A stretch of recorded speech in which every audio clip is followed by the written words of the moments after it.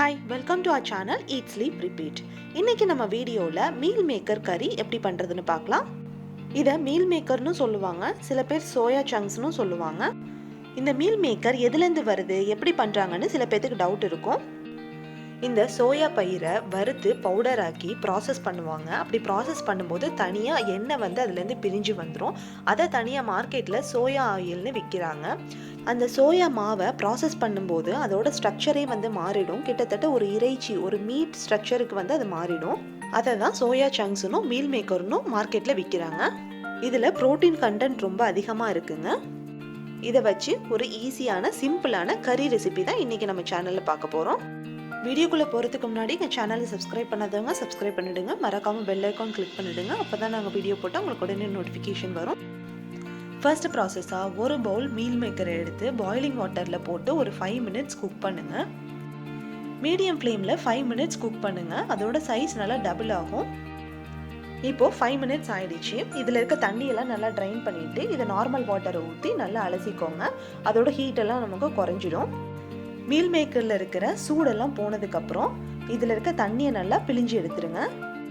இந்த மாதிரி தண்ணியை பிழிஞ்சு எடுக்கிறதுக்கு 2 காரணம் இருக்குது. ஒன்று, இதோட ராஸ்மெல்லாம் போயிடும். 2வது, இது எந்த ரெசிபியில் போட்டாலும் அந்த ரெசிபியோட டேஸ்ட்டை இது அப்படியே அப்சர்வ் பண்ணிக்கும். ரொம்ப டேஸ்ட்டாக இருக்கும்.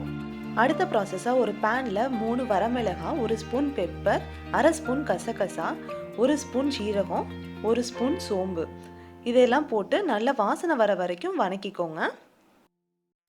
வணக்கினதை மிக்சியில் போட்டு கொஞ்சமாக கொத்தமல்லி தழை வச்சு தண்ணி ஊற்றி பேஸ்ட்டாக அரைச்சி எடுத்துக்கோங்க.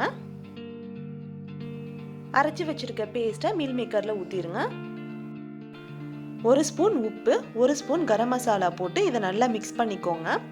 இதை ஒரு 10 மினிட்ஸ் நல்லா ஊறட்டும். அடுத்ததாக ஒரு பேனில் 2 ஸ்பூன் எண்ணெய் ஊற்றி 2 கிராம்பு, ஒரு சின்ன துண்டு பட்டை, ஒரு பிரிஞ்சி இலை போட்டு நல்லா வணக்கிக்கோங்க. இதில் பொடியாக நறுக்கி வச்சிருக்க ஒரு பெரிய வெங்காயத்தை சேர்த்து நல்லா கண்ணாடி மாதிரி வர வரைக்கும் வணக்கிக்கோங்க.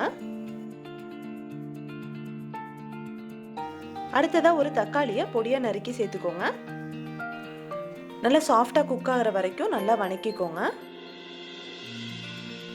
இதில் இப்போ ஒரு 1/2 ஸ்பூன் உப்பு போட்டுக்கோங்க.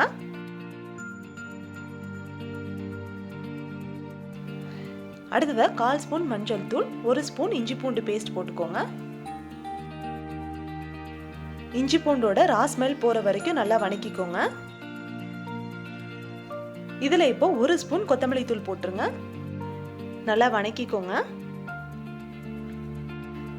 தேவைப்பட்ட கொஞ்சமாக தண்ணி ஊற்றிக்கலாம். நான் ஒரு 1/4 டம்ளர் தண்ணி ஊற்றிருக்கேன். இப்போ இந்த மசாலாவில் நம்ம மேரினேட் பண்ணி வச்சிருக்க அந்த மீல் மேக்கரை போட்டுருங்க. இதை இப்போ அந்த மசாலாவில் நல்லா பரட்டி விடுங்க. நல்லா பெரட்டினதுக்கப்புறம் இதில் கொஞ்சமாக தண்ணி ஊற்றி ஒரு 5 நிமிஷம் நல்லா குக் பண்ணுங்கள். உங்களுக்கு தளதளன்னு கிரேவி மாதிரி வேணும் அப்படின்னா நீங்கள் இதில் தேங்காய் அரைச்சி ஊற்றிக்கலாம். நான் இன்னைக்கு வறுவல் மாதிரி தான் செய்ய போகிறேன். அதனால் இந்தளவுக்கு தண்ணி ஊற்றினாலே போதும். இது ஒரு 5 நிமிஷத்துக்கு மீடியம் ஃப்ளேமில் நல்லா வேகட்டும். மீல் மேக்கர் போட்டதுக்கப்புறம் உப்பு காரம்லாம் போதுமான இந்த ஸ்டேஜில் நீங்கள் செக் பண்ணி பார்த்துக்கோங்க. அவ்வளோதாங்க, 5 மினிட்ஸ் ஆகிடுச்சு. மீல் மேக்கர் கறி ரெடி ஆகிடுச்சு. இதை இப்போ நம்ம ஹாட்டாக சர்வ் பண்ணலாம். வீட்டில் சைடிஷ் செய்கிறதுக்கு காயெல்லாம் இல்லைன்னு ஃபீல் பண்ணாதீங்க. வீட்டில் இருக்கிற மீல் மேக்கரை வச்சு ஈஸியாக சிம்பிளாக இந்த டிஷ்ஷை செஞ்சிடலாம். இது சாப்பிட்றதுக்கு ஒரு நான்வெஜ் டேஸ்ட்டில் செம்மையாக இருக்குங்க.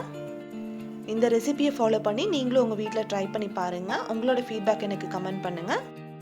இந்த ரெசிபி உங்களுக்கு பிடிச்சிருந்துச்சுன்னா இந்த வீடியோவை லைக் பண்ணுங்கள், ஷேர் பண்ணுங்கள். மறக்காமல் ஈட் ஸ்லீப் ரிப்பீட் சேனலுக்கு சப்ஸ்கிரைப் பண்ணுங்கள். தேங்க்யூ.